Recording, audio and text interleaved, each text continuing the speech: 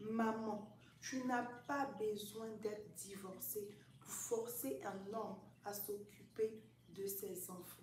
Est-ce que tu as compris? Je répète, tu n'as pas besoin d'avoir été marié, divorcé, pour pouvoir forcer légalement un homme à s'occuper de ses propres enfants. Je m'explique.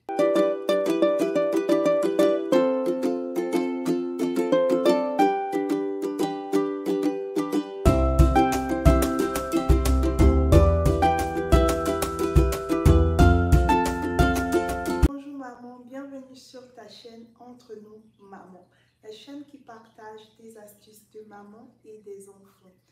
Comme vous le constatez dans ma voix, je ne me porte pas bien. Moi, il fallait que je réponde à la préoccupation de cette maman. Voilà. J'ai eu des questions suite à la vidéo précédente qui parlait de la coparentalité.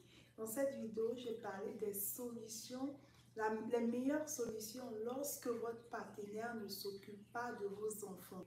Si vous n'avez pas encore vu cette vidéo, vous n'allez peut-être pas comprendre cette vidéo. Donc, je vous recommande d'aller la regarder. La question qui est venue suite à cette vidéo vient d'une maman célibataire.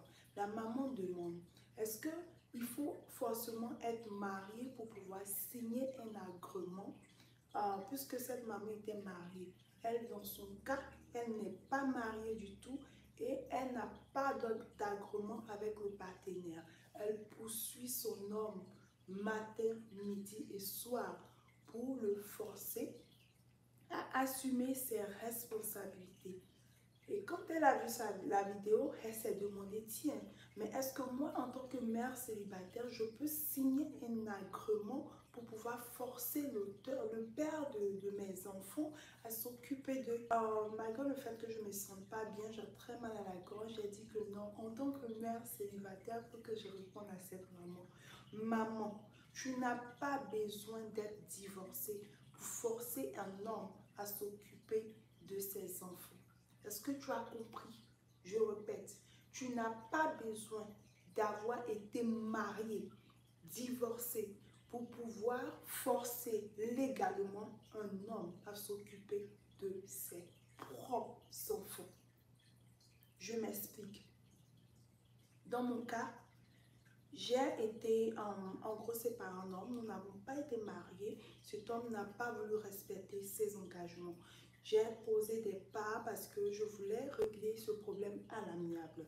Donc j'ai emmené des personnes vers cet homme pour pouvoir régler, des personnes âgées, des personnes que je respecte et que cet homme aussi respecte. Il n'a rien voulu comprendre et il nous a tous envoyés en l'air en fait.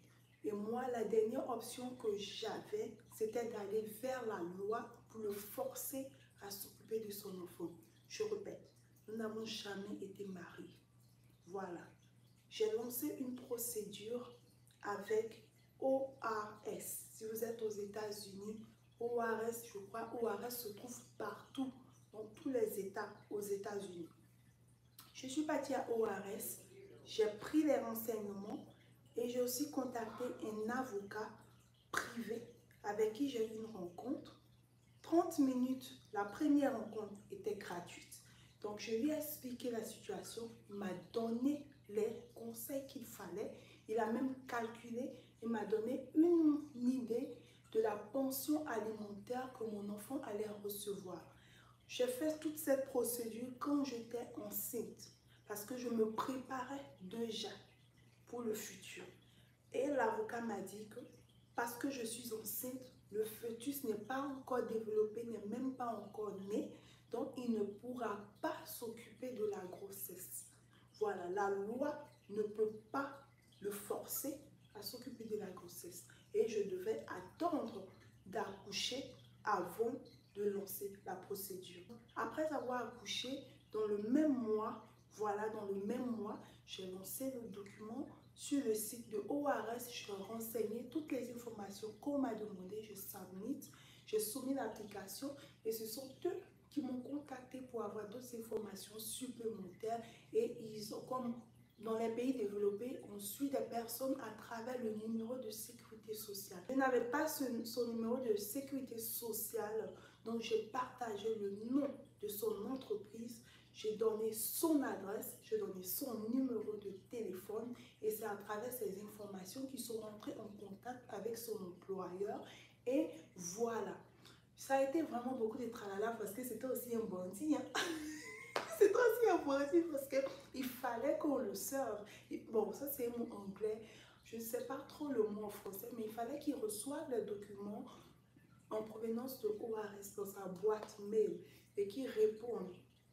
Ce que j'ai oublié de mentionner, voilà, c'est que avant même on ne contacte son employeur, on lui a emmené une invitation pour se rendre à l'office pour faire un test d'ADN. Voilà. La procédure a commencé par un test d'ADN parce que ORS ne va pas se fatiguer pour suivre quelqu'un à payer. Il faut qu'il s'assure que c'est vraiment l'enfant de cette personne. Donc, ORS a commencé par un test d'ADN. L'homme, il a été convoqué à l'office. Ils ont prélevé sa salive.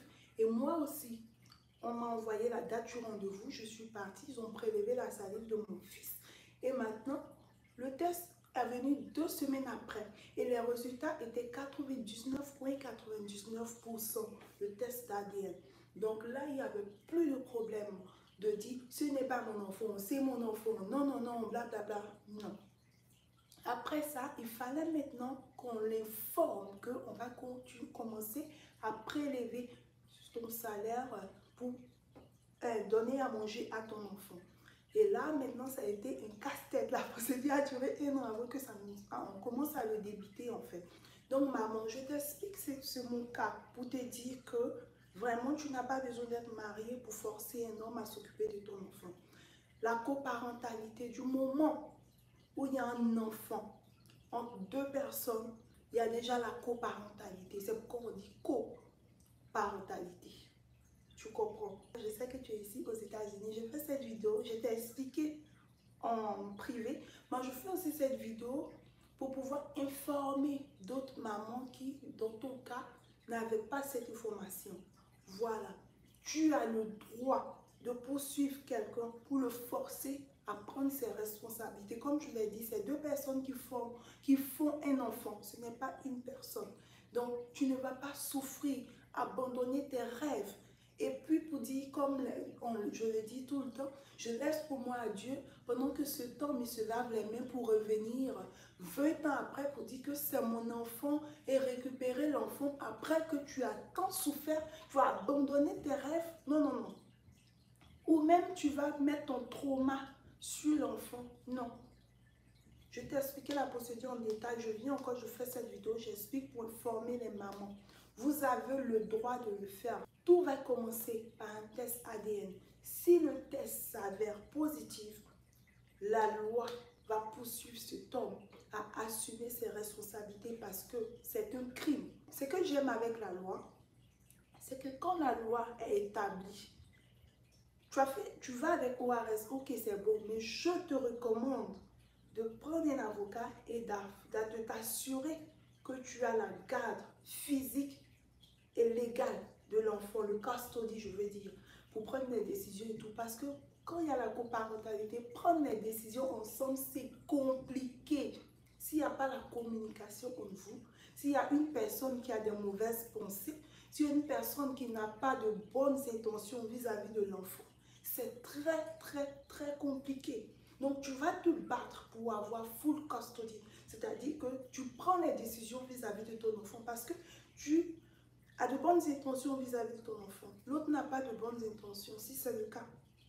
Donc, tu te bats pour avoir full custody. Comme ça, tu n'as pas besoin de discuter avec d'autres personnes pour prendre les décisions de ton enfant. La loi veut le bien-être de l'enfant et c'est ce qui est normal. L'enfant a besoin de la maman, il a besoin du papa. Donc, si la loi te donne full custody, la loi va donner le droit de visitation à son papa. Et vous allez décider comment vous voulez la visite. La visite standard, c'est que l'enfant verra son père chaque 2 semaines, les week-ends, et en semaine, les mercredis, vous allez fixer 1 heure pour voir l'enfant. Il y a des visites qui peuvent se faire. Vous allez vous arranger en fait en fonction de votre emploi du temps. Vous pouvez faire des visites chaque semaine, chaque 2 semaines, chaque mois. Ça dépend de vous. Mais pour le bien-être psychologique de l'enfant, l'enfant a besoin des deux parents. Donc, même si le père, il est inconscient, il est irresponsable, maman, je vous en supplie, ne privez pas l'enfant de voir son père juste parce qu'il est irresponsable. Non, parce que ça va traumatiser l'enfant. Si le père, par contre, refuse de voir l'enfant, c'est un autre cas. La loi va donner le droit de visitation, mais la loi ne peut pas forcer l'autre partie à faire sa visite. S'il ne veut pas prendre, il ne veut pas utiliser sa visite, c'est dommage, mais qu'est-ce que tu peux faire? Tu ne peux même pas, même si tu retournes à la loi, dire qu'il ne fait pas ses visites et tout, la loi ne pourra rien faire, on ne peut pas le forcer. Voilà, donc ça, il faut que tu comprennes, même s'il ne voit pas l'enfant. Du moment où il est forcé à s'en occuper, moi je pense que c'est déjà bien. Si tu veux joint custody ensemble, joint custody, ça va impacter le calcul de la pension alimentaire. Si tu as full custody, ça va aussi impacter le calcul de la pension alimentaire. Si cet homme a des enfants, ça va impacter le calcul de la pension alimentaire. Pour avoir tous ces détails, je vous recommande d'aller parler à un avocat.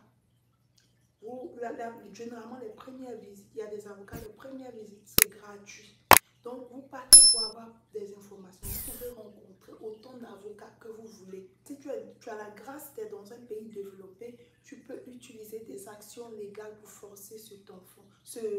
Oui, c'est un enfant. S'il il ne peut même pas s'occuper d'un enfant, il est responsable, il ne prend pas ses responsabilités, je dirais que c'est un enfant. Voilà. Tu ne peux pas laisser cet homme s'évaporer comme ça dans la nature pendant que tu souffres. Voilà. Pour les mamans qui sont en Afrique, je sais qu'en Côte d'Ivoire, il y a aussi la possibilité de payer la pension alimentaire parce que je connais personnellement quelqu'un qui reçoit une pension alimentaire en Côte d'Ivoire. Ils n'ont jamais été mariés, la loi a décidé des visites et la loi aussi a établi des paiements. Donc, pour vous dire que c'est aussi possible en Afrique. Renseignez-vous, battez-vous pour vos enfants comme je le dis. Donc, pour finir cette vidéo, j'aimerais vous dire beaucoup de courage. Quand vous lancez la procédure légale, c'est une procédure qui demande beaucoup de force mentale parce que oui, il y aura beaucoup de mensonges, oui, il y aura beaucoup d'injures, oui, il y aura beaucoup de choses qui vont impacter votre santé mentale. Donc, vous devez être vraiment fort, vous devez avoir du soutien, vous devez avoir des personnes qui vont vous donner de bons conseils. Ne prenez pas des décisions dans les émotions. Réfléchissez, prenez des décisions raisonnables. Réfléchissez pour devant l'avenir de vos enfants. Réfléchissez pour la stabilité physique, émotionnelle, financière, tous les niveaux de vos enfants avant de prendre des décisions. Ne prenez pas de décisions sous la colère. Ce n'est pas parce que l'homme vous a abandonné, vous a dit non, ce n'est pas mon enfant et puis il a disparu que donc tu vas dire non, je ne fais pas la peine, je vais m'occuper des enfants. Non, il a des responsabilités vis-à-vis de cet enfant. Donc, je vous encourage à prendre des décisions légales. Ça va vous soulager. Si vous avez des rêves, vous voulez partir à l'école, vous voulez, je ne sais pas, peu importe vos rêves, ça va vous aider. Même si vous pouvez vous occuper de vos enfants, cet argent sera comme un bénéfice. Vous pouvez créer un compte bloqué et garder cet argent là-bas pour l'avenir de votre enfant. Quand l'enfant grandit, il va à l'université, il peut utiliser cet argent pour acheter sa première voiture, il peut utiliser cet argent pour payer sa première caution de maison. Il y a beaucoup de choses que vous pouvez faire. L'argent n'est jamais de trop. Moi, je travaille et sans même la pension alimentaire, je m'occupe aisément de mon enfant. La preuve en est qu'il y a eu des moments, cet homme s'est évaporé, il n'a pas payé de pension alimentaire des mois, mais mon enfant, il a mangé, mon enfant, il s'est habillé, mon enfant, il a toujours été jovial, il a continué ses activités et tout. Ça ne nous a pas impacté. Cet argent est utilisé juste pour l'épargne de mon fils. C'est aussi le petit conseil que je vous donne. Ne mettez pas votre tête sur une pension alimentaire. Faites des calculs sur une pension alimentaire. Non. Assurez-vous que vous pouvez vous occuper de vos enfants, de vous-même. Et cette pension alimentaire sera juste un bénéfice ou une épargne pour vos enfants. Forcer le partenaire à s'occuper de son enfant ne s'applique pas uniquement aux personnes qui ont été mariées ou divorcées. Voilà. Donc, j'espère que ma vidéo t'a aidé et va aider plusieurs mamans. Je vous fais beaucoup de bisous. On se reverra dans une très prochaine vidéo. Portez-vous bien. Abonnez-vous